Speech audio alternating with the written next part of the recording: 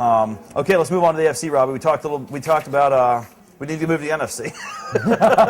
Yeah, you got me going in backwards order. Okay, let's start with the wild card games this weekend here. Start off, we have Philadelphia and Green Bay. I mean, let's go straight to it, man. This is the hardest game to call. This is the best matchup of the weekend. That's this what is they're the game calling that it a everybody pick 'em wants to pretty see. much. They're calling it a pick 'em. I mean, even though Green Bay's traveling to Philadelphia, Philadelphia's struggled, and they've struggled the last 5 games. This team, middle of the season, they were on fire. They're everyone's Super Bowl prediction. I mean, they're going to win the NFC. Now, they lose to the Minnesota Vikings. They lose to the Dallas Cowboys. They barely beat a New York Giants team. They were down by 27 in the fourth quarter. I don't see this team. It's kind of hard for them. I mean, I think they're going backwards as much as they were trying to move forward as in the season. I think Philadelphia is taking a definite step back, and you have a Michael Vick that's not even 100% healthy. So how is he going to fare going up against a great pass rush? Clay Matthews coming off the end.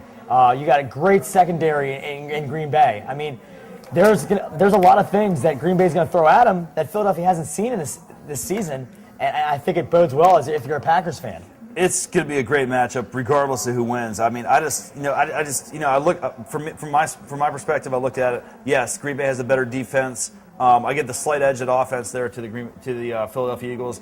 I think that Rodgers is the better passer. Vick is more of the total package. I mean, obviously he's the ultimate threat.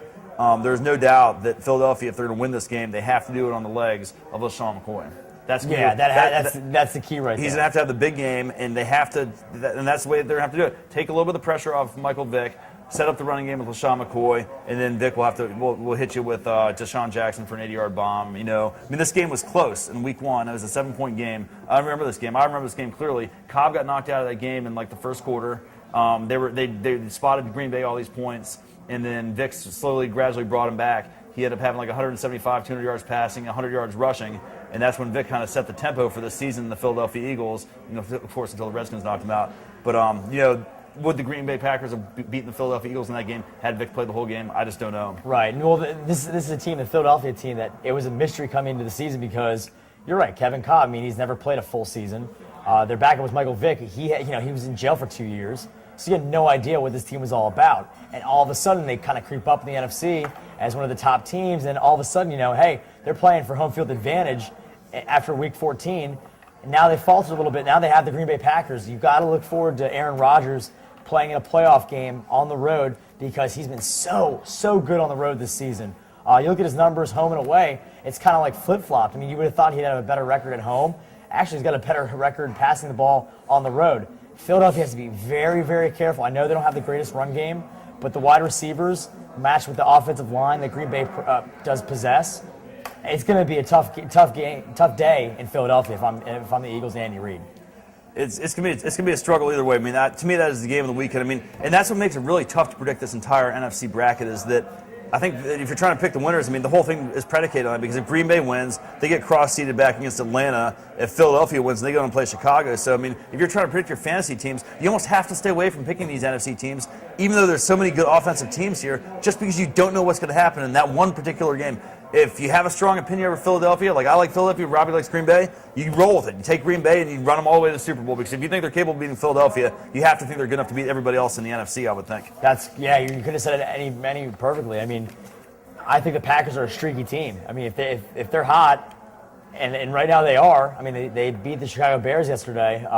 Chicago was supposed to rest all their starters, but they pretty much play that game like a playoff game because they have a first-round bye. Well, that's an interesting point, too. I mean, if I'm Lovie Smith in that game yesterday, I just kept thinking to myself, boy, I really don't want to let the Green Bay Packers play. I'm playing my hardest game and playing all my players as long as I can to win this game. I would much rather play Tampa Bay or they had him on the ropes. They had him on the ropes. It was third down, and Aaron Rodgers throws that bomb to Greg Jennings. He gets down to the 1-yard line, and they score.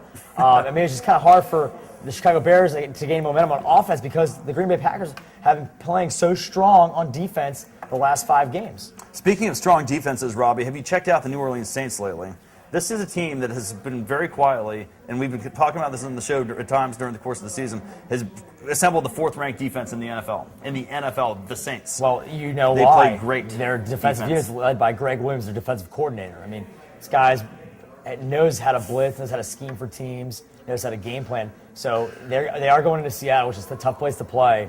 I think they run away with it, but I think New Orleans is very intriguing because they have a lot of guys on offense. They have an emerging star in Jimmy Graham, their tight end. They have That's a right. wide receiver that Lance Moore that, he's made up for the Marcus Colston lapse this whole entire season. Then you get Reggie Bush, who's healthy again, and Chris Ivory, the rookie. I mean, this team is destined to make a run at this playoff push, and I think the New Orleans Saints should be one of those sexy picks in the NFC to win it all and to, I think, beat up on a Chicago or an Atlanta. I think they have everything. They have what it takes to really make a run deep in this playoffs. I mean, they really do. They've got the portfolio to do it, beating Pittsburgh, beating Tampa Bay. I don't know how they lose to Arizona. I mean, everybody has an off week, I guess. I mean, they've struggled with injuries throughout the course of the year. But like you said, they have everyone back on their roster now, healthy. I mean, it's scary to think what they can do if they put it all together. They're going to have to go on the road every single game to do it. That's for sure, unless they somehow play Green Bay, which is realistic, actually. They could play Green Bay in the conference finals really quite easily. From top to bottom, I mean, this is the total package. The sixth best offense, the fourth best defense. I mean, I would not be surprised to see these guys in the Super Bowl. That said, we'll get to my predictions in a minute. But all right. Yeah, Seattle, we talked about them. I mean, they've actually played New Orleans. It's funny. They played New Orleans. They played the Giants, and they played Tampa Bay. New Orleans was actually the team out of those three, that were supposed to make the playoffs, that they played the tightest. So, I think that's a Saturday game. Playing on a short week, traveling from east to west. We know how hard that can be on a team. Is that going to be enough to help overcome the New Orleans Saints? I mean, that's a really tough. That's going to be a tough sell. I don't know if Hasselbeck will be back for that game or not. I don't know if it'll make a difference. So, that's it, Robbie. Those are the matchups we have for the NFC. We kind of started getting into our picks this weekend. Let's get into I want to take them all the way through the Super Bowl. These are the matchups I have here, and I know you have your Super Bowl picks in mind. Yep. I think Indianapolis, the Jets. I mean, we got to it before. You like the Jets. I like the Colts in that game. I just think that I just don't see it happening. I think I see Peyton Manning. He's a leader. He's proven he's a leader with his team falling in shambles this season.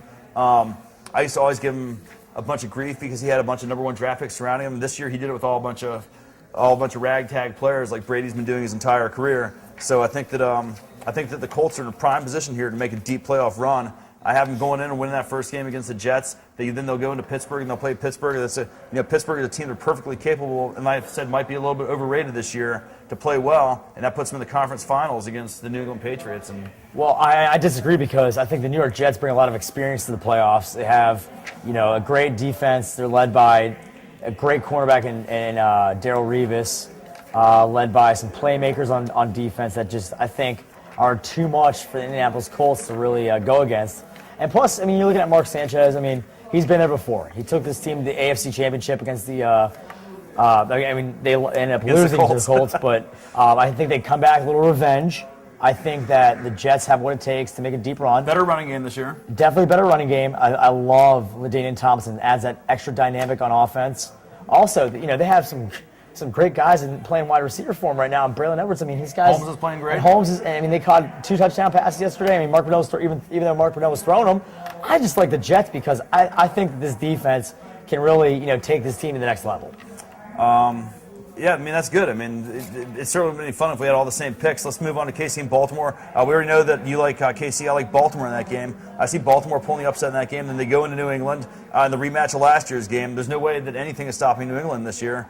And then, so New England beats Baltimore, and in my opinion, Pittsburgh beats Indianapolis. You got the New England and the Indianapolis in the finals. I think you have New England going on to represent the AFC in the Super Bowl. Yeah, I'm with you on that pick. I'm absolutely with you on that. Kind of a lock for that. Nobody can argue with that right now. I mean, right now they're hitting on all cylinders: offense, defense, special teams. I mean, they've returned 2 punts in the last 4 games. They've returned 3 kickoffs the whole entire season, led by Brandon Tate. They're a spectacular rookie from North Carolina. But you got Tom Brady, who's just I don't know what it is. I don't know if he was brought up this way, but he's a natural-born leader. You want that in the playoffs when your back's down. You want Tom Brady to be leading that team with 2 minutes to go. He's proved it year in and year out. So you can't bet against Brady. You can never bet against Brady. I mean, I've been saying it for 8 years on the show.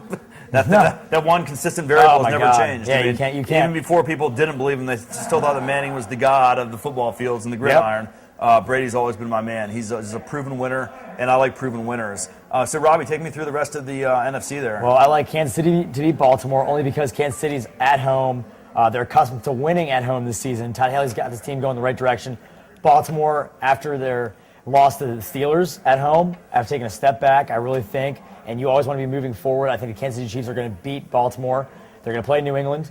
I do not see Kansas City. Actually, no, I see the Jets playing New England. I'm sorry, because they're the highest seed. The Jets that worked out last The Jets time. got absolutely throttled by the Patriots. The Patriots move on. KC goes to Pittsburgh, has a tough time. I think the passing game really kind of hurts them a little bit because they won't be able to complete many balls, especially Dwayne Bowe. They're going to get locked down, Palomalu over the top. Pittsburgh, I think it's going to be New England-Pittsburgh in the championship. I don't like saying this, the number 1 versus number 2, because it rarely happens, but I think you're looking at 2 of the best teams seeded right now in the AFC, and I think New England wins that game. It's hard to argue with that. You know New England's going to be the Super Bowl. We kind of know how I feel about the first-round playoff matches. I think Philadelphia goes in, they host Green Bay, and then I think they beat Green Bay this week just on the strength of their offense. And especially if they go in and run the ball, there's no way they're going to lose that game. Seattle, New Orleans, there's no way that New Orleans is going to lose to Seattle, I don't think. Which would set up the Atlanta-New Orleans match. I think New Orleans is a dangerous team right now. Top offense, top defense. They go into the conference finals and they'll face Philadelphia because Chicago's just been skating by on thin ice. I mean, there's no way they can keep winning these games. Color is too inconsistent. There's not a good enough team there. Their defense isn't even that good. I mean, Philadelphia into the finals against New Orleans. I'm sticking with Philadelphia. I had them like 5 weeks ago. I'm gonna stick with Philadelphia here. I like their balance offense. Their defenses could be better, but. I think ours are absolutely reversed because I think Green Bay beats Philadelphia, goes into Atlanta. Goes into Chicago. Chicago's going to have a tough time, I think, with Green Bay. You have New Orleans playing the Falcons. The Saints did beat them in Week 16. I think you throw that out the door because I think the Falcons are going to beat New Orleans. And I think you're looking at Green Bay, Atlanta championship, and I think Green Bay takes it. I know you have Philadelphia. It's kind of funny because I have Green Bay, so I think the winner of this game runs the table. And goes all the way. So that's why you want to have Green Bay or Philly players. If you make a case for one of those teams going to the Super Bowl, winning that game, then you can propel them all the way on your fantasy team to the championship there. So then who do you got there? Green Bay against New England? Is Green Bay going to come back and turn the tables on New England? I think New England turns the tables on Green Bay because they did play in the Super Bowl, in 2002? Yeah, that was a long time ago, and the Packers, crushed the Patriots. I think the Patriots win this one. And they're again Super Bowl champions, and Tom Brady gets his 4th ring because he's an absolute stud. Well, I don't know about you, Robbie. I'm getting pretty hungry, man. I'm ready to stop talking this football stuff and go get some pizza and watch the Virginia Tech Stanford game here. You're right. I'm the same way. I can't wait for this game tonight, even though it's college. The BCS Bowls are in full swing, and I can't wait too. And I need to make good pizza here, so let's go grab some of that pizza. All right. Robbie, good to see you again. Yeah. Anna, thanks for running the camera for us. And we'll see all you guys next week on Fantasy Sports Review. Bye-bye, everybody.